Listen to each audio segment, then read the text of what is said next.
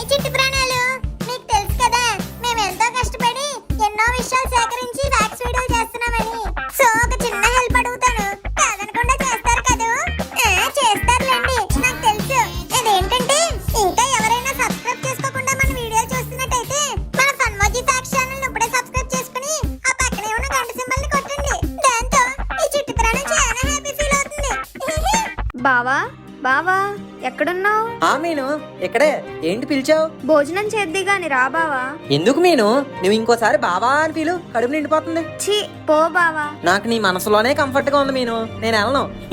ఇక పులిహోర కలిపింది చాలే కాని అమ్మ పులసకూర వండింది, తిందు పదా. ఏంటి పులసా? హా అయినా మీను, మీ బావకి పులసలో బొమ్మిడేలు ఏ మూలకి రావు. మన కడుపు నిండాలంటే మినిమం ఒక మెగాడ్లాండ్ చేపైనా ఉండాలి. ఏంటి మెగాలండనా? అది లండను, అమెరికా కాదు మీను, మెగాలాడన్. హో మెగాలడన్ అంతేగా? అంతే అంతే. అవును బావా, ఈ మెగాలడన్ మీ ఊర్లో అంత ఫేమస్సా?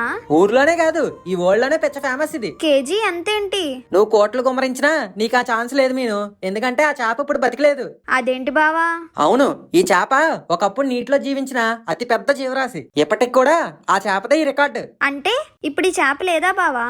లేదు మీను, అది ఇప్పుడున్నా మనం ఇలా ఉండేవాళ్ళం కాదు. ఏం మాట్లాడుతున్నావు బావా? అయినా అంత భయపడిపోయే విషయం ఏముంది ఈ చేపలో? ఏముందా, అసలు ఈ చేప ఎలా ఉంటుందో తెలుసా? ఎలా ఏటాడుతుందో తెలుసా?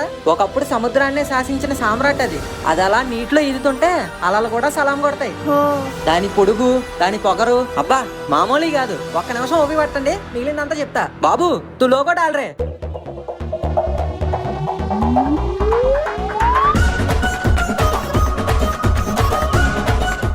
ఈ మెగాలడన్లు మన మానవులు కూడా పుట్టిన టైంలో పుట్టి ఈ భూమినే భయపెట్టేసిన జీవులు. పెద్ద పెద్ద పర్వతాల లాంటి ఆకారంతో సముద్రాన్ని కూడా చిన్న స్విమ్మింగ్ పూల్స్ గా చేసేసి మొత్తం ఖండాన్నే కొబ్బరిలా చుట్టేసి ఈతలు కొట్టేవి. అవును బావా, ఇంతకీ మెగాలడన్ అంటే అర్థం ఏంటి? జైంట్ టూత్ అంటే? జైంట్ టూత్ అంటే భారీ పన్ను అని అర్థం. ఇది గ్రీక్ పదం నుంచి వచ్చింది. సైంటిఫిక్ నేమ్ వచ్చేసి ఓటోడస్ మెగాలడన్. అలానే ఈ మెగాలడన్ ని ముద్దుగా మెగ్ అని, మెగాటూత్ షార్క్ అని, అలానే బిగ్ టూత్ షార్క్ అని అంటారు. దీనికి మన వాళ్ళు ఇలా పేరు పెట్టడానికి కూడా ఒక కారణం లేకపోలేదు, ఎందుకంటే దీని పళ్ళు ఆ రేంజ్ లో ఉంటాయి. మరి ఇప్పుడున్న గ్రేట్ వైట్ షార్క్ కంటే వీటి పళ్ళు 3 రెట్లు పెద్దగా ఉంటాయి. అసలు ఇలాంటిది ఒకటి భూమి మీద బతికిందని తెలిసింది దీని టీత్ అండ్ బోన్స్ వల్లే. మొదట్లో వెస్టర్న్ యూరోప్ లో మెగాలడన్ టీత్ ని చూసి డ్రాగన్ టంగ్ అని అనుకున్నారు. అసలు ఇది ఏ కాలంలో బతికింది బావా? యూనివర్సిటీ ఆఫ్ జూరిచ్ వాళ్ళు చేసిన ఆప్టిమల్ లీనియర్ ఎస్టిమేషన్ అనే ఒక టెక్నిక్ ప్రకారం ఇవి 2.6 మిలియన్ ఏళ్ల క్రితం జీవించాయంట. చాలా ఏళ్ళు సముద్రాన్ని శాసించిన తర్వాత కొన్ని కారణాల వల్ల ఇవి అంతరించిపోయాయని అంటుంటారు. ఏ కారణాల వల్ల బావా? ఇవి ఆకారంలోనే కాదు, ఆకల్లో కూడా బాగానే రికార్డులు సెట్ చేసేవి. మామూలుగా ఇప్పుడున్న చేపలు ఏ నీటిలో ఉన్న చేపలను లేకపోతే ఏ ఇతర సముద్ర జీవినో తిని కడుపు నింపుకుంటాయి. కానీ ఈ మెగాలడన్లు వాటి ఆకలిని తీర్చుకోవడానికి తిమింగలాలను తింటాయి. అండ్ సింపుల్ గా చెప్పాలంటే వీటి ఆకలి తీర్చడానికి సముద్రం కూడా సరిపోయేది కాదు. అంటే వీటికి పుట్టిన బుజ్జి మెగాలడన్లు అయితే మరీ దారుణం. అప్పుడప్పుడు వాటి ఆకలి తీరకపోతే వాటి తోడ పుట్టిన ఇంకో బుడంకాయ మెగాలడన్లు కూడా తినడానికి వెనకాడేవి కాదంట. ఇలా మాంసాహారమే కాకుండా సముద్రంలో ఉన్న చెట్టు చేమ లాంటి శాకాహారాన్ని కూడా విడిగా తినేసేవంట. ఇలా ఇవి రేంజ్ లో తినేస్తే ఇంక సముద్రంలో మాత్రం ఏం మిగులుతాయి? సో కొన్నేళ్ళ తర్వాత వీటికి తినడానికి ఆహారమే లేక ఆకలికి అలంటించి చివరికి అంతరించిపోయాయి. ఇది ఇలా ఉండగా మరికొంతమంది శాస్త్రవేత్తలు ఏమంటారంటే ఇవి అంతరించిపోవడానికి ఐసేజ్ రావడం కూడా ఒక కారణం అని. ఐసేజ్ కి వీటి చావుకి సంబంధం ఏంటి బావా? వీటికి కూడా డైనోసార్లనే వెచ్చదనం అంటే బాగా ఇష్టం. అయితే కొన్నాళ్ళ తర్వాత మంచు యుగం ప్రారంభం అవడంతో ఆ చలికి తట్టుకోలేక ఇవి చనిపోయాయి అని అంటుంటారు. ఈ విధంగా దాదాపు 60 అడుగులుండే మెగాలడన్లు అకస్మాత్తుగా అంతరించిపోయాయి. ఏంటి బావా 60 అడుగులా? ఇంకా నేను చెప్పింది తక్కువే, 80 అడుగుల మెగాలడన్లు కూడా ఉండేవంట. ఈ మధ్య దొరికిన కొన్ని ఫాసిల్స్ ద్వారా ఈ విషయం తెలిసింది. ఈ లెక్కను చూస్తే దాదాపుగా ఇప్పుడున్న మెగా షార్క్లకి డబల్ ట్రిపుల్ ఉంటాయి ఈ మెగాలడన్లు. ఇప్పుడున్న షార్కులు ఏమాత్రం ఉంటాయేంటి? వైట్ షార్క్లు అయితే 20 అడుగులు అండ్ అలానే వేల్ షార్క్లు అయితే 30 నుంచి 35 అడుగుల దాకా ఉంటాయి.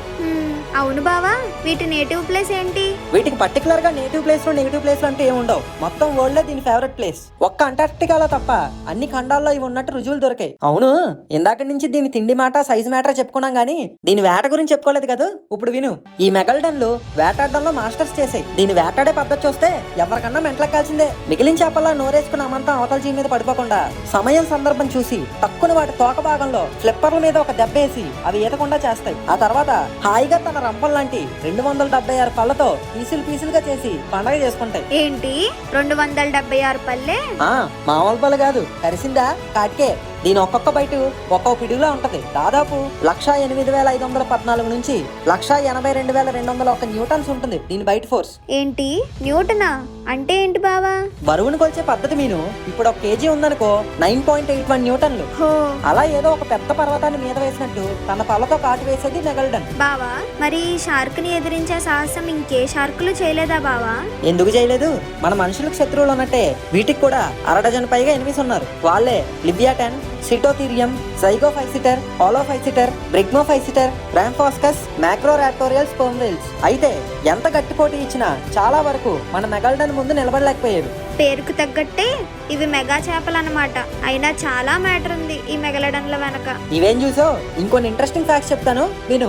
ఫ్యాక్ట్ నెంబర్ 1, ఈ మెగల్డన్లు మన మనుషుల కంటే ఎక్కువేళ్ళు ఈ భూమి మీద బతికాయంట. ఏంటి మన మనుషుల కంటేనా? నేచురల్ హిస్టరీ మ్యూజియం ప్రకారం మెగల్డన్లు సుమారు 20 మిలియన్ ఇయర్స్ పాటు మహాసముద్రాల్లో జీవించాయి. అదే మన మనుషుల విషయానికి వస్తే సపియన్స్ దగ్గర నుంచి లెక్కేసుకుంటే మనం పుట్టి 3 లక్షల సంవత్సరాలే అయింది. అంటే ఇవి మనకంటే ముదుర్లు అన్నమాట. అన్నమాటే ఉంది, ఉన్నమాటే. ఇవి మనకంటే 70 రెట్లు ఎక్కువ కాలం జీవించున్నాయి. నేచురల్ హిస్టరీ మ్యూజియం వాళ్ళు చేసిన ఇంకో పరిశోధన ప్రకారం భూమి అంతా గ్లోబల్ కూలింగ్ మరియు డ్రైయింగ్ పీరియడ్ లోకి వెళ్లడం వల్ల దాదాపు 3.6 మిలియన్ ఇయర్స్ క్రితం ఇవి అంతరించిపోయాయని అంటున్నారు. ఫ్యాక్ట్ నెంబర్ 2, 17వ సెంచరీలో వీటి దంతాలని గుడ్ లక్ చిహ్నాలుగా భావించేవారట. వీటి కోసం దొంగతనాలకి హత్యలకు కూడా వెనకాడేవారు కాదట. అవును బావా, ఇంతకీ మెగలడన్ టీత్ మన ఇండియాలో ఎవరి దగ్గరైనా ఉందా? ఎందుకు లేదు? మన తెలుగువాడు విశాఖవాసి అయిన 40 ఏళ్ల ఇసాక్ జెరెమియా గారి దగ్గర ఈ దంతం ఒకటి ఉంది. అలానే ఈయనతో పాటు గోవాకు చెందిన ఇంకో ఆయన దగ్గర కూడా ఇంకొక పన్ను ఉందని పబ్లిక్ టాక్. ఫ్యాక్ట్ నెంబర్ 3, ఇంతకీ ఈ భారీ చేపకి నామకరణం చేసింది ఎవరో తెలుసా? ఓ స్విస్ న్యాచురలిస్ట్ అయిన లూయిస్ అగసిస్. ఇనీషియల్ గా దీనికి కర్కర్డన్ మెగల్డన్ అని పేరు పెట్టారు. ఫ్యాక్ట్ నెంబర్ 4, ఎన్నో శిలాజాలు ఇంకెన్నో ఆధారాలు దొరికినప్పటికీ సరిగ్గా ఈ మెగల్డన్ ఎలా ఉంటుందన్నది శాస్త్రవేత్తలకు ఇప్పటికీ తెలీదు. కొంతమంది అయితే ఇది వేల్ షార్క్ లా ఉంటుందని, అండ్ ఇంకొంతమంది అయితే బాస్కింగ్ షార్క్ లాగే ఉంటుందని అంటుంటారు. పిల్లలు భోజనానికి రమ్మంటే ఏం చేస్తున్నారా? హా అమ్మా వస్తున్నాం. ఏంటి మీను, నువ్వు ఇంకా భోజనం చేయలేదా? అంటే నీతో పాటు తిందామని బావా.